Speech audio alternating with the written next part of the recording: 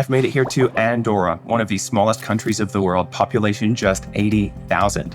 And I'm here to meet just one of them. If you follow world news, you've probably heard about the economic turmoil that Turkey has experienced in the past couple of years. It put a lot of people in really difficult situations. And for Kaan, because he had a remote job, he was somewhat sheltered from the crash of his currency in Turkey. But it did put him in a situation where the appeal of moving to a small alpine village like this, nestled between France and Spain, was just too good to resist. This is Out of Office episode 39, Destination Andorra. Kaan, it's so nice to meet you. How's it going today? It's great, thank you. It's very nice to meet you. The weather is really nice. Yeah, I'm very overwhelmed by how beautiful this country is.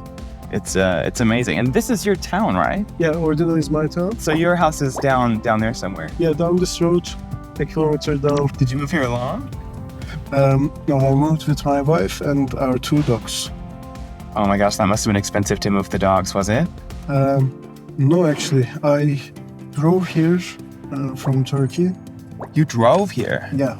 Our dogs are little dogs, so we are a bit reluctant to give them out to air cargo. Yeah. So we needed to drive. This is me. Oh, this is your house? Yeah, not the whole block. This is somewhere else. What's the craziest thing that's happened since you moved here? My first house here was infested with Carpenter Bees. I guess that's the... Carpenter Bees. Yeah. Did you get stung? Thankfully, they don't sting you. But it was like 100 bees every day. So we had to move out. That's awful. What an introduction. Welcome to Andorra. This place is crazy beautiful. Where are we? This is a famous viewpoint in the Carino Parish. This one. We are at around almost 2,000 meters. Wow.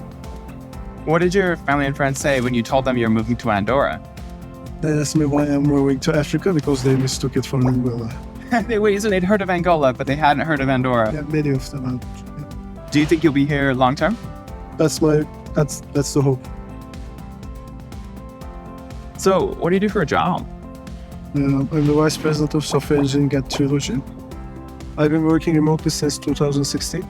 Oh wow, way pre-pandemic, longer than me. Very pre-pandemic. You should be telling me how it's done. I mean, I wouldn't consider anything that isn't remote, but I think the most intriguing aspect for me was that the central engineering side, providing engineering services to a diverse set of clients. That's pretty cool. What's the coolest thing you've gotten to work on? I think the coolest thing that I'm working on is a startup operating in the education space. The goal of Alpha School is to revolutionize how students learn and make them learn in a more efficient, more quickly. Just a small goal, then. That's a small feat. How does it compare with the jobs that you did before? Working on education is definitely a more fulfilling experience. Mm-hmm. You got to care about what you do, right? Yep, exactly. And prior to crossover, I was a partner at a software company. I was working more with pharmaceutical companies and telco operators. So it's definitely more engaging, more fulfilling. Do you love it? Yep, definitely. Do you think there are any misconceptions that people in Turkey or in Andorra have about what it's like to work remotely? For people in Turkey, it used to be a bit of a taboo back when I started working remotely. Mm-hmm. But Turkey's economy has been tanking lately. Since I was working remotely, I didn't really notice it apart from seeing friends around me suffer a lot. The survivor's guilt really hits you, and seeing people you love and cherish suffer is not a good thing to feel. So I've been trying to push all my friends to get remote jobs as well. And if they can get a global gig, they would be also protected, and since they would work from companies. All right, thank you, Kaan, so much for being with me. It was a pleasure getting to know you.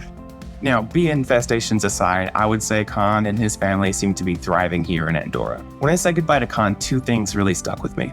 The first was that he's the kind of persistent person who sees what he wants and just runs for it. And that's representative of a lot of the remote workers that I've met. There seems to be a general mindset that unites the most successful ones. And the second thing is that without having a remote job, Kaan's life would look really, really different right about now. He wouldn't have been as sheltered from the economic crash that hit Turkey, and he almost certainly would not have been able to scrape together what he needed to live out his alpine dream here in Andorra. That's all we've got time for this week. I'm Andrew Allen, and here in Andorra, just like the rest of the world, the future of work really is out of office.